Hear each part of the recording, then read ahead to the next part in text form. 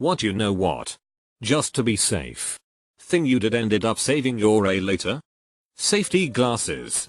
When working away, it's easy to talk yourself into doing something really quick without them, and there is always a voice in your head yelling at you to put them on.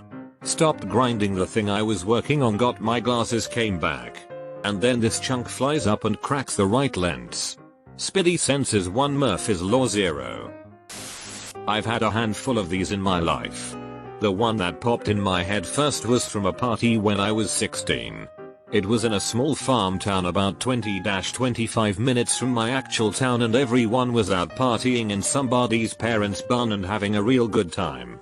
I didn't realize that our DD had been drinking all night. When it was time to go, I couldn't even tell she was tipsy. But something wasn't right, so I didn't want to drive back with them. For whatever reason, I decided to get the verbal tongue lashing from my mom when she came to pick me up. Well, my friends in the first car were apparently veering across the road. Got picked up by the cops and all of them got to spend the night in jail. Glad I opted for my mom. Arrive in San Francisco a week into a trip. As we gather our things during a moment of downtime, I go back to check the bus cause. You know, it never hurts. Found my passport, which I had no idea I'd dropped. Was about to put a new load of laundry into my washing machine in the dark. Saw what looked to be a large sock still in the washing machine. Put my hand halfway into the washing machine, then pulled my hand back up and thought, I usually don't leave things in my washing machine. Turned on the light. And it was a bat sitting in there.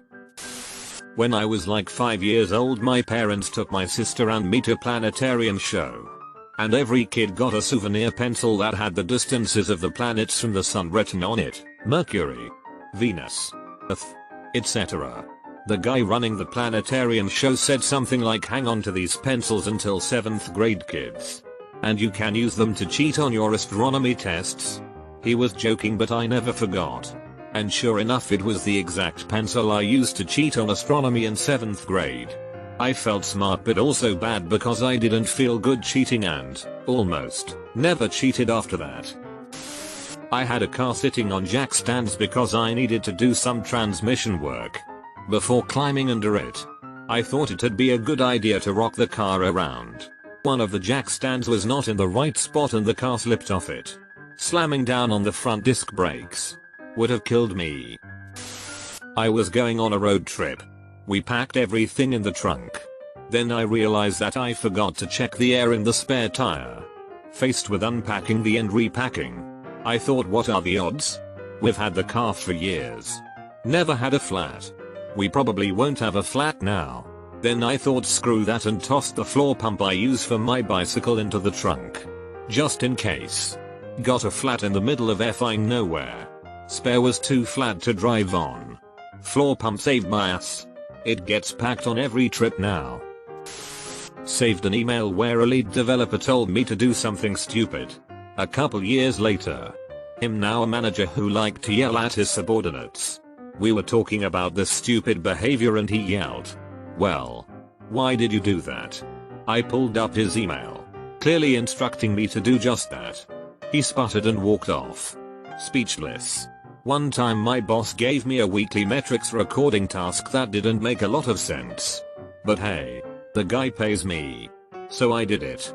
Like a year later, we're in a meeting discussing what metrics we use and don't use, and this same boss sees it and laughs. Double quote. What idiot came up with that? Everyone chuckled but me. I froze. Come on. You can tell me. They won't get in trouble. UHH. It was you, sir. Everybody laughed, including the manager. So I started breathing again. I like that job. Take 10 before you send has saved my A countless times. Means take 10 seconds to reread your email, post whatever written communication before you send. Emails, especially in the workplace, last forever. So, you mean everyone else doesn't reread their emails 40 times and then finally hit the send button with anxiety for no apparent reason? Welsh. I bought a used Subaru Baja that was 5 years old at the time and had 75k miles for $12k. The salesman offered an extended warranty that covered the engine for $2,500. Would last 3 years / 36k miles. That was kind of a lot. And I usually don't buy those. I don't know what got into me that day. But I said sure. 1 month and 750 miles later, after an oil change at a mechanic shop, oil started shooting into the pistons. I'm not good with cars. Oil went where it wasn't supposed to go. Completely ruined the engine and turbo. The dealer had to keep it for 3 weeks. The warranty company flew someone out to inspect the car and eventually approved a replacement engine, turbo, and any other affected parts. Total repairs cost almost $11k, and the warranty then applied to all the new parts too. Car drove like it was brand new. Later discovered the car had 5 previous owners before me, but I couldn't find any accident or serious repair history.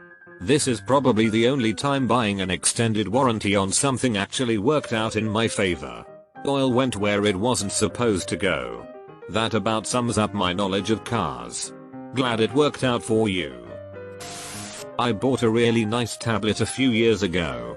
A Wacom Cintiq, essentially a drawing tablet built into a laptop, for animation and the like. Sometimes when you buy nice things they come in nice boxes, and for some reason I don't really want to throw this box away immediately. I put it in the storage area of my basement and forgot about it.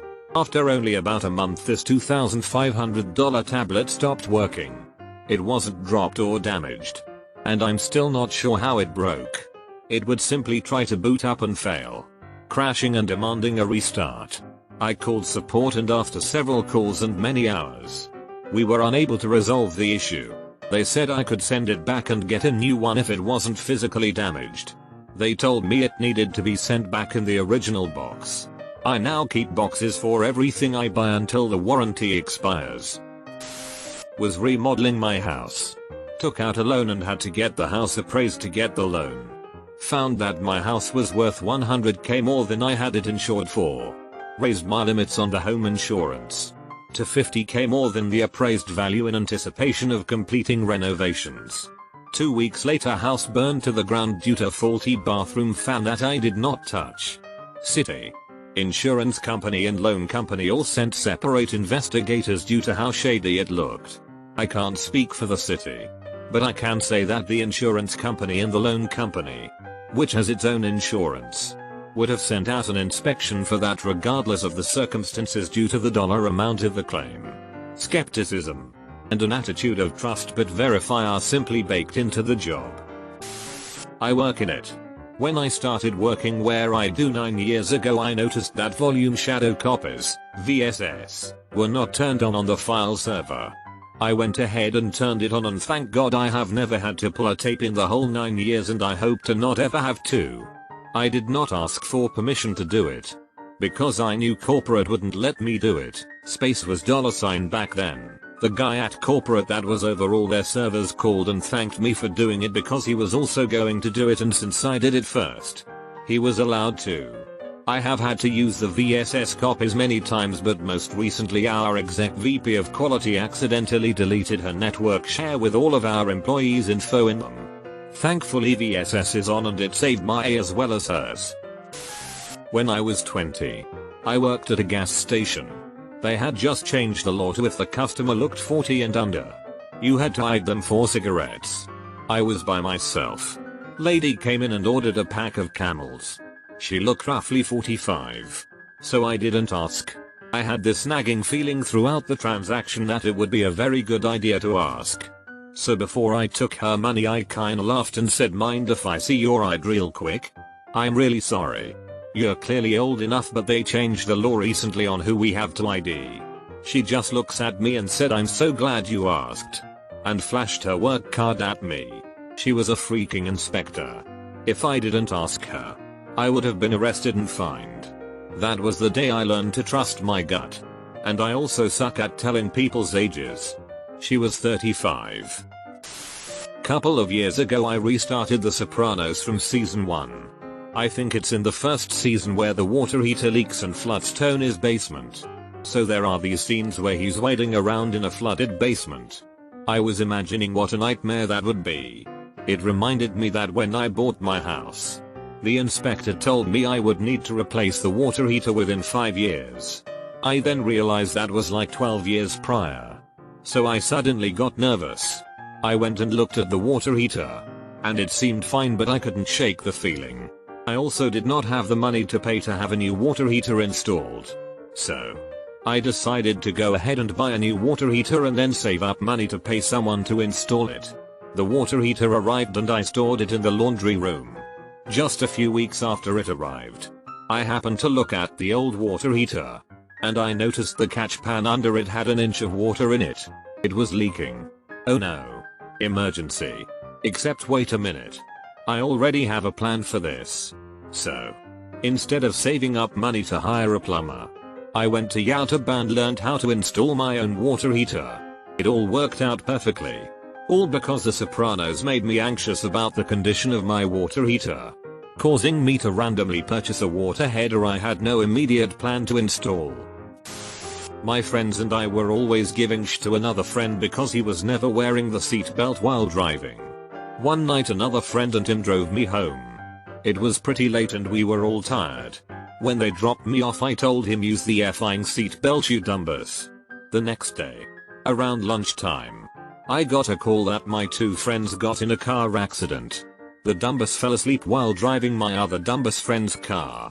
They hit a parked car, which hit the car in front of it and got stuck into a wall.